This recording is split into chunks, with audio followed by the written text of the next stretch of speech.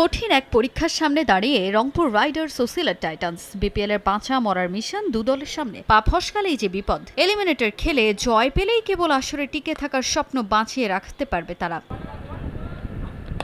এবারের বিপিএলটা একেবারেই প্রত্যাশা অনুযায়ী হলো না গেলবারের রানার্স আপ রংপুর রাইডার্সের। আসরের প্রথম ম্যাচ জিতে এরপরই একটা হার, তারপর টানা ৩ ম্যাচ জিতে আসা জাগালেও পরের গল্পটা ব্যর্থতায় মোড়ানো। আবারও পরপর ৩ ম্যাচ হেরে যায় দলটা। যদিও শেষ ২ ম্যাচে আবারও জয় পায় মিকি আর্থারের দল, তবে তাতেও কোয়ালিফায়ার নিশ্চিত করতে পারেনি রংপুর। আসরে টিকে থাকার মিশন নিয়ে জিততেই হবে এই দলটাকে। বোলিংয়ে মুস্তাফিজ, ফাহিম আশরাফদের সঙ্গে ভরসার নাম নাহিদ রানা, আর ব্যাটিংয়ে কোচের আস্থার জায়গা দাভিদ মালান ও তাওহিদ হৃদয়।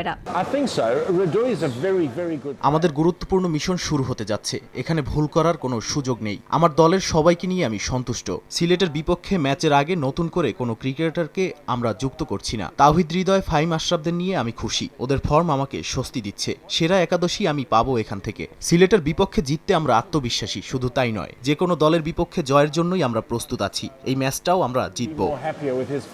শেষ 4-এর লড়াইয়ে নিজেদের সেরাটা দিতে মুখিয়ে আছে সিলেট টাইটান্সও। আসর জুড়ে 10 ম্যাচে মাঠে নেমে 6টিতে জয় আর 4 হারে অস্বস্তিতে দলটা। তবে রংপুরের বিপক্ষে মহা গুরুত্বপূর্ণ ম্যাচের আগে কোনো প্রকার ভুল করতে চায় না তারা। তাই তো উড়িয়ে এনেছে ইংল্যান্ডের ক্রিস ওকস আর স্যাম বিলিংসকে। 4 ইংলিশকে নিয়ে মাঠে নামবে সিলেট, সঙ্গে আছে দেশীয় পারভেজ ইমন, আফিফ, ধ্রুবরা। দল বেশ পজিটিভ মাইন্ডসেট নিয়ে আছে। আমরা ভালো ক্রিকেট খেলছি। আমাদের সামনে নকআউটের ম্যাচ, আর আমাদের প্রতিপক্ষ রংপুর বেশ শক্তিশালী। আমাদের সেরা ক্রিকেটটাই খেলতে হবে। আক্রমণাত্মক ক্রিকেটই খেলবো, তবে দ্রুত উইকেট হারালে স্মার্ট ক্রিকেট খেলাও খুব জরুরি। দেখা যাক কি হয়। এলিমিনেটরে জিতলে সেকেন্ড কোয়ালিফায়ারে প্রতিপক্ষ হিসেবে পাওয়া যাবে রাজশাহী কিংবা চট্টগ্রামকে। তাজিন খন্দকার, সময় সংবাদ।